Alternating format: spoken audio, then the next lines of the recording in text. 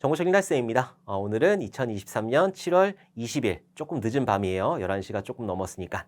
저는 오늘 유튜브에 올릴 것들 자료 정리하고 영상도 촬영하고 편집해가지고 업로드를 하고 있어요. 그래서 지금 마지막 영상 업로드가 되고 있는데 아마 다 올라가면 12시가 조금 넘지 않을까 싶어요. 제가 이렇게 영상을 촬영하는 이유는 내일 모레가 여러분들 시험이란 말이에요. 지금 제가 촬영하고 있는 날짜 20일 기준으로 해가지고 내일 모레가 시험이고, 여러분들이 이 영상을 보실 때는 아마 21일 날 보실 거예요. 그럼 내일 되는 거예요. 그래서 내일 모레 시험 잘 보시라고 이렇게 응원차 이렇게 짜란나고 나타났어요. 원래 지난 1회 시험 같은 경우에는 이것도 공부하시고 저것도 공부하시고 그것도 공부하시고 이렇게 하셔라 라고 설명을 드렸는데, 이제 여러분들 어련히 알아서 잘하셨을까 그렇게 생각하고 이번에는 준비물이라든지 이런 것들만 조금 정리를 하고 그리고 마치도록 할게요. 공부할 시간도 없으니까. 자, 그러면은 준비물 어떤 것들 준비해야 되느냐? 신분증하고 수험표. 수험표는 사실 준비 안 하셔도 돼요. 그래도 혹시라도 집에 프린트 있다 그러면은 출력해 가시면 되는 거고, 신분증 없으면은 퇴실이에요. 그래서 내가 지금까지 열심히 공부를 했고 그리고 내가 일부러 시험장까지 갔는데 신분증이 없다? 너무너무 억울하잖아요. 그리고 내가 나중에 시험 문제를 딱 봤는데 내가 다 아는 문제야. 그러면은 정말 억울해 죽는 거니까는 신분증 꼭 챙겨 주셔야 돼요. 제 필기구는 뭐 말할 것도 없죠. 볼펜 같은 경우에는 답안 작성하기 위해서 볼펜 사용해 주시고, 그리고 프로그램이라든지 계산식 같은 경우에는 여러 번 이렇게 써봐야 된단 말이에요. 서브넷도 마찬가지고. 그래서 연필하고 지우개도 좀 준비를 해주시는 게 좋아요. 썼다 지웠다 썼다 지웠다 하면서 공간을 확보를 해야 되니까. 그래서 이런 것들 꼭 준비를 해주시고, 계산기 같은 경우에는 복불복이에요. 어떤 시험에서는 필요하고 어떤 시험에서는 필요 없고. 그런데 애지간하면 있는 게 좋아요. 없는 것보다 있는 게 좋아요. 만약에 예를 들어서 디스크 스케줄링이라든지 쇼티스트, 시크 타임 퍼스트 뭐 이런 것들 하면은 더하기 빼기 굉장히 많이 나오거든요. 그러니까 그런 데 필요하니까는 그런 계산기도 좀 준비를 해주시면 되고, 그리고 뭐 128 더하기 64 더하기 이런 식으로 하는 것도 실수 없이 해야 되잖아요. 그래서 계산기 있는 게 좋아요. 막 그 안에 전자기능 들어가 있는 거 말고 단순한 계산기만 가지고 가시면 되고, 만약에 공학용 계산기 가져가셨다라고 했을 때는 리셋 한번 해주셔야 되는 거. 그래서 계산기도 있으면 좋으니까, 그래서 불필요하더라도 있으면 좋기 때문에 갖다 놓는다고 해가지고 누가 뭐라고 하는 것도 아니니까 가지고 가시는 게 좋다.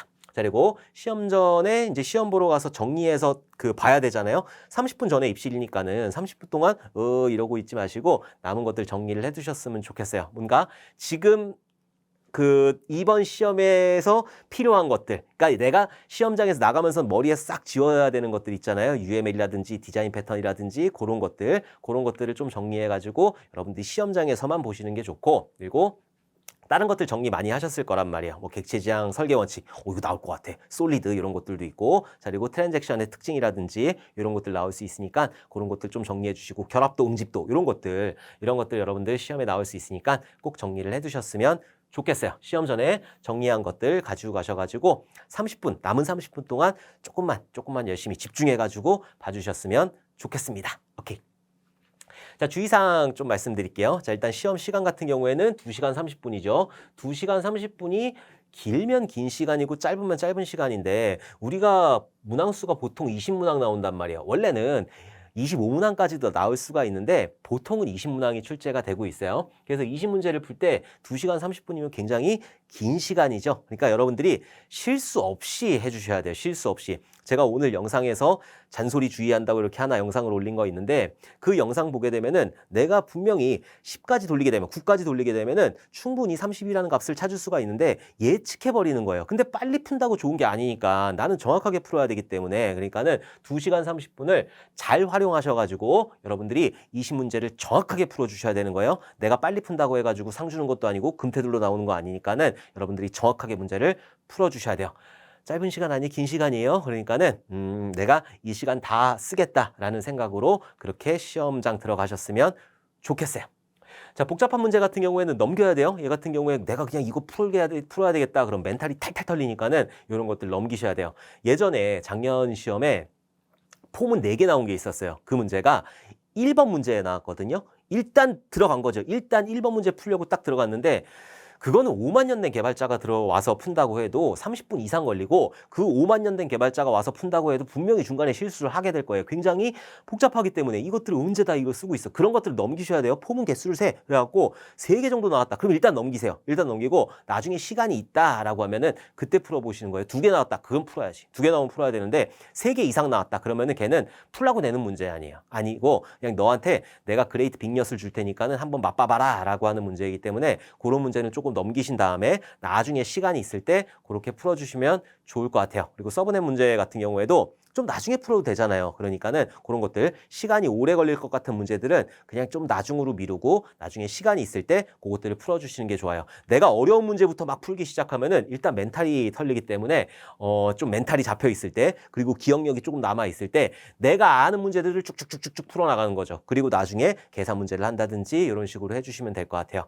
계산 문제 같은 경우에는 익숙해졌단 말이에요. 내가 지금 시험장 가서 방금 본 개념이 아니라 이미 익숙해진 개념이기 때문에 요거는 조금 나중에 푼다고 하더라도 기억이 나게 될 거예요. 그래서 그런 복잡한 문제는 조금 넘겨주셨으면 좋겠어요. 그리고 프로그램, 계산식, 데이터베이스 문제 이런 문제들 같은 경우에는 그런 좀 복잡한 문제가 되는 거니까 조금 넘기시면 되고 답안을 마지막으로 기억을 해두셔야 되는 거죠. 답안 기억해가지고 저희 카페나 아니면 유튜브에다가 올려주시면은 제가 빠르게 복원해서 토요일 날 촬영을 하도록 할게요.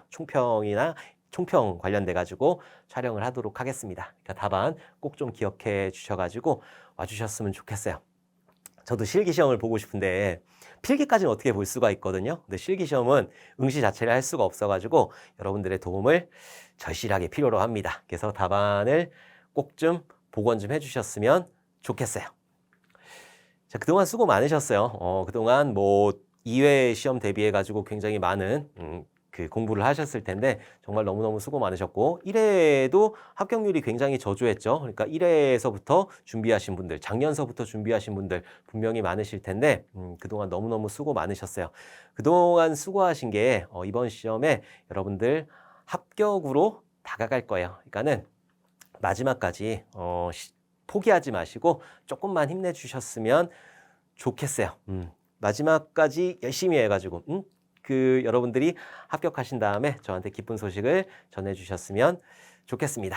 제가 항상 말씀드리는 거지만은 제가 강의를 시작한 이후로 제 목표는 여러분들의 합격이에요. 네, 뭐 100발의 옛날엔 100발의 프로그래머였는데 요즘에는 여러분들이 합격하는 게 제 가장 큰 목표이기 때문에 많이들 합격하셨으면 좋겠어요. 남은 시간 조금만 힘내셔가지고 최종 정리해 주시면 되는 거고 그리고 이제는 너무 깊이 들어가지 마세요. 이제 하루 남았잖아요. 이제는 깊이 들어갈 때 아니에요. 정보처리 기사라고 하는 거는 얕고 넓게 아는 거를 그렇게 목표로 하는 자격증이기 때문에 이것들을 너무 깊게 공부하려고 하지 마시고 내가 지금까지 공부했던 거를 얕고 넓게 많은 용어들을 여러분들이 조금 그 시험장에서 기억날 수 있도록 많이 반복을 해주셨으면 좋겠습니다. 지하철 타고 다니면서 이렇게 계속 보고 시험장 갈 때도 그렇고 그리고 시험장 들어가서 내가 30분 동안 남은 시간에 그것들을 좀 정리해 주셨으면 좋겠습니다. 이렇게 해가지고 오늘 응원 영상은 이렇게 짧게 마치도록 할게요. 여러분들 다들 조금만 힘내시고 다들 합격하셔가지고 웃는 얼굴로 시험장에서 나오셨으면 좋겠어요. 그리고 다시 한번 당부드리지만 실수하시면 안 돼요. 나는 정확하게 문제를 풀어야 되는 거지 빠르게 문제를 푸는 그런 시험은 아니기 때문에 2시간 반이라는 시간은 넉넉한 시간이에요. 그러니까는 빠르게 풀려고 하지 마시고 정확하게 문제를 풀어주셔가지고 여러분들이 다들 높은 점수로 합격하셨으면 좋겠습니다. 자, 그러면은 우리 다음에 웃는 얼굴로 다시 총평에서 뵙도록 할게요. 그동안 너무너무 수고 많으셨습니다. 감사합니다.